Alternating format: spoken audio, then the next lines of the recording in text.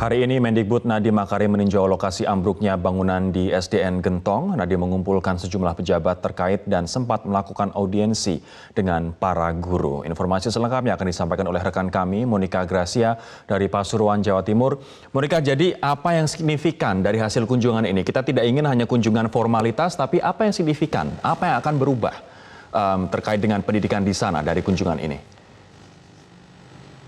Ya, dari pukul 13.15 tadi, Menteri Pendidikan dan juga Kebudayaan Nadiem Makarim mengunjungi SDN Gembong di kawasan Kota Pasuruan, di mana tadi Nadiem Makarim juga sempat menyampaikan bela sungkawa di hadapan para guru dan juga orang tua siswa yang ikut beberapa hadir. Di mana tadi Nadiem Makarim juga sempat mengunjungi kelas-kelas yang ambruk dan juga melakukan konseling dengan para guru di SD ini secara tertutup. Di mana tadi Nadiem juga menyampaikan melihat ada 4 ruang kelas yang ambruk dan ada 2 korban dan 1 murid menjadi korban.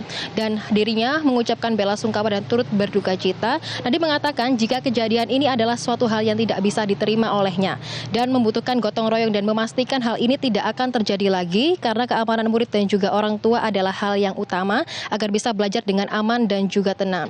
Nadiem juga tadi menyampaikan pihaknya telah mengirimkan tim ekspektorat untuk segera melakukan investigasi mengenai penyebab yang terjadi agar bisa segera merencanakan bagaimana agar hal ini tidak terjadi lagi. Namun tadi juga disampaikan oleh Pemkot Pasuruan yang juga diwakili oleh sekdanya, yaitu awalnya saat ini Sekda Bahrul Ulum juga menyampaikan pandangannya bahwa kondisi bangunan 4 ruang kelas ini harus dirobohkan dan dibangun baru kembali.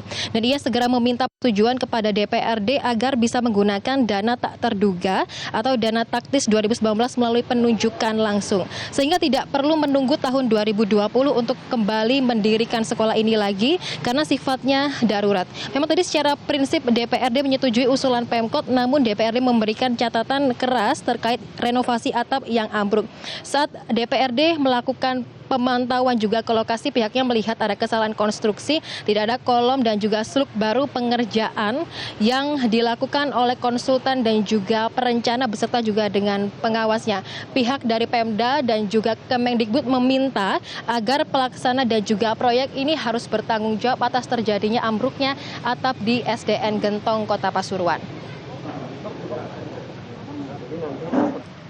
Rory. Terkait penyidikan polisi akibat dari penyebab dari ambruknya atap gedung sekolah ini, apa perkembangan terbarunya? Ya, Rory, hingga saat ini pihak Polda Jatim sudah memeriksa ada sekitar 4 saksi yang dipanggil ke Polda Jatim. Tadi kami juga sempat memantau tim dari Lafor juga mengambil beberapa bahan-bahan seperti beton dan juga galvalum yang dijadikan sebagai barang bukti tambahan begitu. Lalu saat ini pihak Polda Jatim juga sudah memanggil RT yang merupakan PNS dari Dinas Pendidikan Kota Pasuruan sebagai saksi sementara.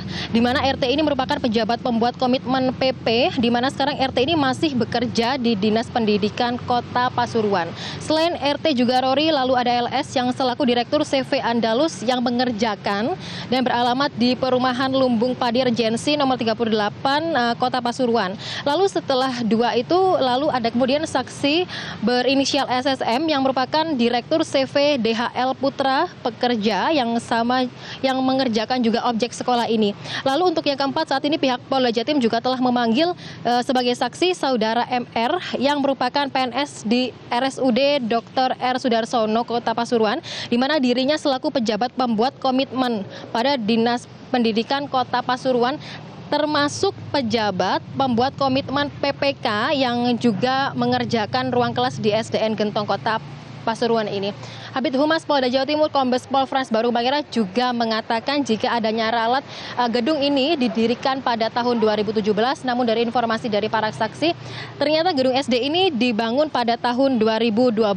Dan saat ini pihak Polda Jatim masih menunggu hasil dari Lab 4 yang terbaru yang hasilnya nanti akan dikombinasi sebagai perkembangan terbaru dari kasus ini. Dan berikut merupakan kutipan wawancara kami bersama dengan Kabid Humas Polda Jatim Kombes Pol Frans Barung Mangera. Untuk rehabilitasi ruang kelas SDN Gentong Kota Pasuruan tahun 2012. Ini yang kita panggil 4 orang. Jadi PPK ada 2 dan pengerja pelaksana proyek itu juga ada 2, Andalus dan PT DHL Putra yang kita lakukan pemeriksaan. selaku saksi sementara.